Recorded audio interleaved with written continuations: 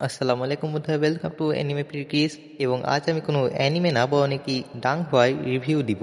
And for your kind information, এর আগেও আমি এই ডাংহুয়াটি সম্পর্কে একটি রিভিউ ভিডিও বানিয়েছিলাম।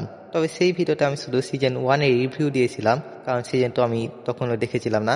তবে আজ এই ভিডিওতে আমি সিজন 2-এর রিভিউ দিব। অ্যান্ড বাই দ্য ওয়ে, যদি আপনি এটা মনে করে থাকেন যে আমি এই মাত্র সিজন 2 দেখা শেষ করেছি, তো for your kind information, season 1 শেষ করার সাথে সাথেই আমি সিজন 2 দেখা শুরু করেছিলাম। তবে আমি গত ভিডিওতে আমি এই ডাংবাটি সম্পর্কে অনেক বেশি ইনফরমেশন দিয়েছিলাম, তো সেই ভিডিওটি আপনাদের আলাদা করে দেখতে হবে না, আমি এখানেই ওই ভিডিওটি প্লে করে দিচ্ছি। হ্যাঁ ভাইকে ভিডিওটা লং করতে হবে, তোকে কেউ জিজ্ঞাসা করেছে? ভাগ এখান থেকে। আচ্ছা ভাবুন, কি হতো যদি আপনি কোনো ছবির মাধ্যমে টাইম ট্রাভেল করতে পারতেন। আমার এই প্রশ্ন করার কারণ, রিসেন্টলি আমি একটি অ্যানিমে দেখে শেষ করলাম, এবং সেই অ্যানিমেতে এই একই কনসেপ্ট আছে। এই অ্যানিমেটির নাম হচ্ছে link click. By the way, এটি কোনো অ্যানিমে না, এটি হচ্ছে ডংহোয়া। এবং যা জানেন না যে ডংহোয়া আসলে কি, তাই বলে দিতে চাই যে চাইনিজ অ্যানিমেশনকে ডংহোয়া বলা হয়। এই ডাংহোয়া স্টোরি লি হাওলিং লিখেছেন এবং ডাইরেক্ট করেছেন, এবং এই ডাংহোয়াটি প্রডিউস করার কাজ LAN স্টুডিও করেছে। বাকি ইনফরমেশন আপনারা এই ভিডিওর ডিসক্রিপশনে পেয়ে যাবেন। আপাতত ভিডিও শুরু করা যাক।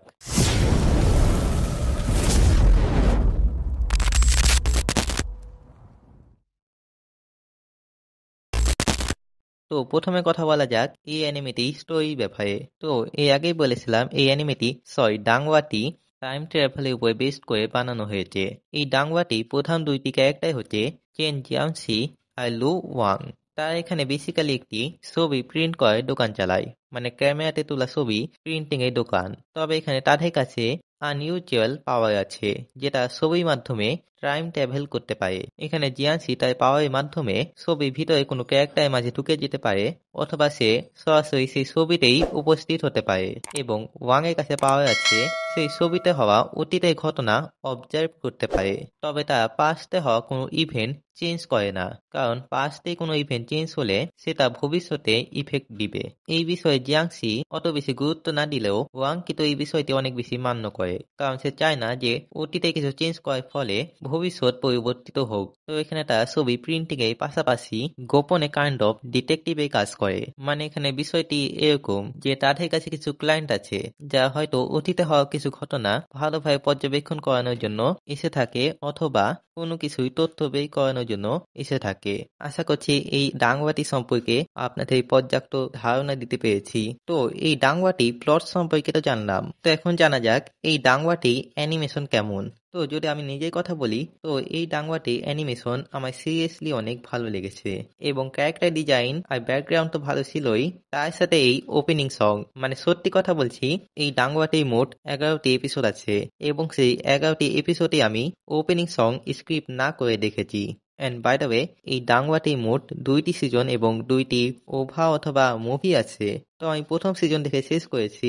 এবং আরেকটি কথা, এই ডাংওয়াটি প্রথম 2টি এপিসোড দেখে আপনার অত বেশি ইন্টারেস্টিং লাগবে না, তবে এপিসোড 3 থেকে আপনার ইন্টারেস্ট শুরু হবে। এপিসোড 3 পর আপনি অটোমেটিকলি এই পরবর্তী এপিসোড দেখতে বসবেন, এবং কি সিজন 1 শেষে আপনি সিজন 2 দেখার জন্য এক প্রকার বাধ্য হয়ে যাবেন। লাইক সিরিয়াসলি, আমি রিসেন্টলি সিজন 1 দেখা শেষ করেছি, এবং সিজন 1 যেই পয়েন্টে শেষ হয়েছে ভাই, আমি আজ থেকে সিজন 2 দেখা শুরু করে দিয়েছি।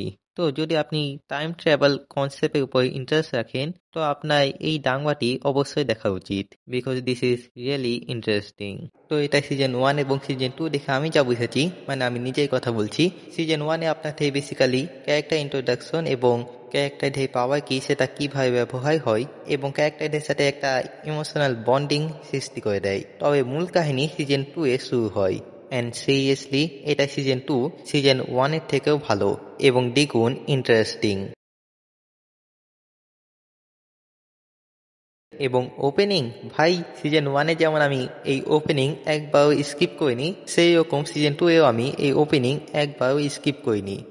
হ্যাঁ, মানে লাস্ট এপিসোডে আমি ওপেনিং সং স্কিপ করেছি, বাট কাম অন, তখন পরিস্থিতি এমন ইন্টেন্স হয়ে গেছিল যে স্কিপ না করে কোনো উপায় ছিল না। তো যাই হোক, আমি ভিডিওটি এখানেই শেষ করলাম। আপনারা লাইক, সাবস্ক্রাইব যা খুশি করে দিন। দেখা হচ্ছে পরের বার। আল্লাহ হাফিজ।